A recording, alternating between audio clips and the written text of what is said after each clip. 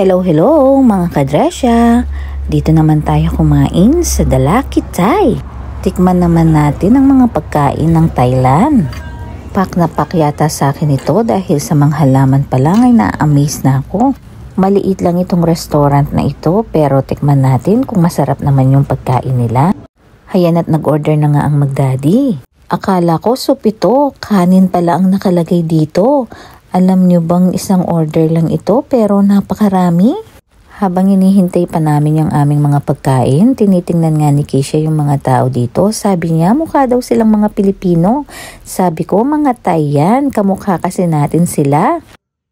At syempre masarap yata kung may hinihigop kang sabaw kaya umorder kami nitong kanilang tom yum goong.